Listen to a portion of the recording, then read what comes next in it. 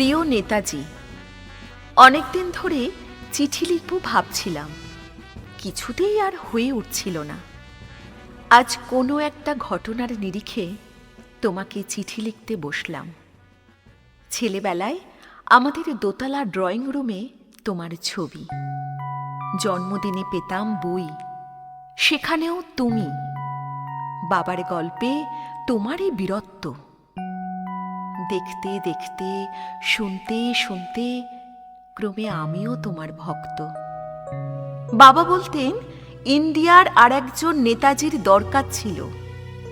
মা গাইতেন বীর সুভাষের মহান দেশ। দাদু বলতেন ছেলেটাকে ওরা শেষ করে দিল। ঠাম্মার চোখে তখন আঁচলের খুঁট। এসবের মধ্যে বড় হওয়া আমিও কেমন একটা ঘোরের মধ্যে থাকতাম। ভাবতাম পারতে, তুমি সব পারতে, যদি আর একবার আমাদের মধ্যে তোমাকে পেতাম। আজ উত্তর 40-এও আমার একই ঘোর, তুমিই পারতে। কেননা দেশের মাটিতে দেশপ্রেমের মতো জোরালো একটা ঝাঁকুনি দেওয়ার ক্ষমতা তখন আর কারুর ছিল না। এখনো আছে কি? তোমার হারিয়ে যাবার পর দেশে কত কমিশন বসেছে। ভারতের পূর্ব পশ্চিম, উত্তর দক্ষিণে কোনো পীর, কোনো সন্ত, কোনো দয়ালু বৃদ্ধকে দেখে ভুল করেছে সবাই, ছুটে গেছে তুমি মনে করে, কিন্তু ফিরেছে মাথা নেড়ে। তবু তোমাকে পাবার আশায় বুক বেঁধেছে। তুমি তো শুধু বসু বাড়ির নও, গোটা ভারতবর্ষের মণিকোঠার হীরক, যার আলোর শুদ্ধতা কালোকে সাদা করতে পারে। এই বিশ্বাসে ভর করে সবাই ভেবেছিল তুমি আসবে, আসবেই, কিন্তু এলে না। কেটে গেল অনেকগুলো বছর, পেরিয়ে এলাম জীবনের অনেকগুলি খুঁজে। তুমি এখন বিমানবন্দরে, সভা সমিতিতে, রিসার্চ ব্যুরোতে, এমনকি ছেলের নামকরণেও। শুধু হৃদয় যেন দোলা দেয় না।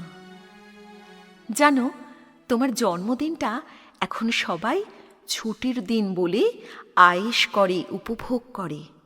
আর ছেলেরা, তারা তো এখন দেশ থেকে বিদেশের খবরই বেশি রাখে। আর মেয়েরা, তারাও স্বাধীনতার ভেলায় চড়ে হতচকিত। শুধু মাটিটা কাঁদে। সেই কান্না যেন ভূমিকম্প, খরা, বন্যা হয়ে চারিদিক ভাসিয়ে দেয়।